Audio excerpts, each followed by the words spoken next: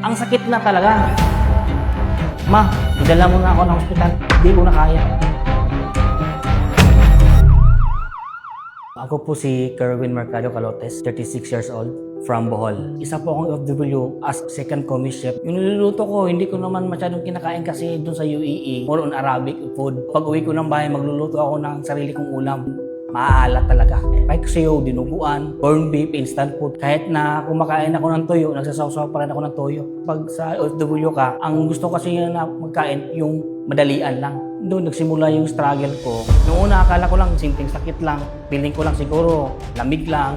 Nilalagyan ko lang ng mga pikasin. Minsan nawawala din naman. Pero may time talaga na parang iba na to.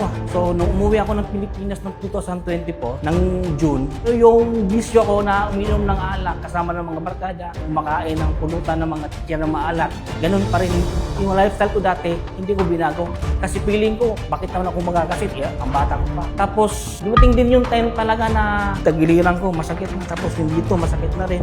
Ang sakit na talaga. Parang sabi ko sa sarili ko, pupunta na talaga ako sa hospital nito kasi nagkakaroon ako ng anxiety. Minsan hindi na ako nakakatulog. June 16, sabi ko sa sarili ko, Ma, idala mo na ako ng hospital. Hindi ko na kaya.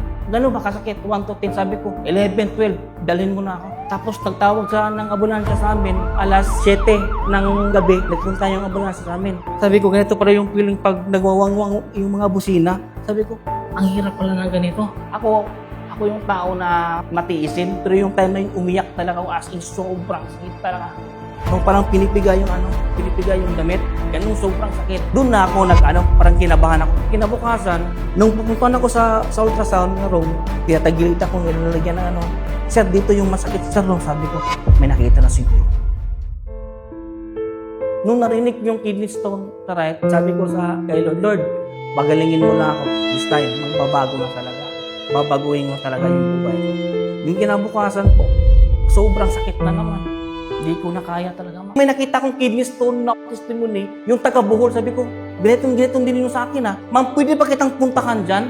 Kahit malayo ka, kahit saan ka, as long as sa Bohol ka, pupuntahan kita dyan. Kasi ganun ako ka-determinado na pinuntahan ko. Wala akong duda. Kinuha ko trial pa. Kasi naniniwala ko sa food supplement Naubos ko yung trial pack, 3 araw lang Napansin ko sa Salveo na may nagbago sa akin. Yung pag-inhale ko dati na parang hindi ko makuha, parang nawala yun. Yung pag-ihi ko, normal na yung kulay niya, wala nang bubbles. Yung time na yun, continue ko lang. Kulang yung araw pag walang Salveo sa akin, kinakabahan ako pag uubos na, kukontak naman ako sa pinagkukulang ko dito sa call. And then doon, nung tinawagan ako ng agency na magmi-medical ka na, sabi ko sa sarili ko, tutuloy ba ako? Hindi. Kasi yung visa ko, andyan na. Yung medical ako, ilang trial pack pinainom ko, mga 6 yata. Thanks God. Imagine mo, nakaalis ako.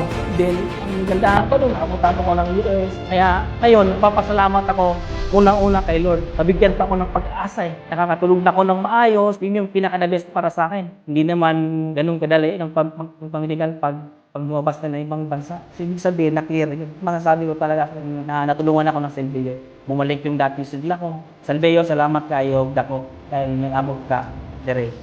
Motong, wala na ko'y taas na istorya pa. Salamat kami. Ako, si Kerwin Calotes, ug mao niya akong istoryang salve.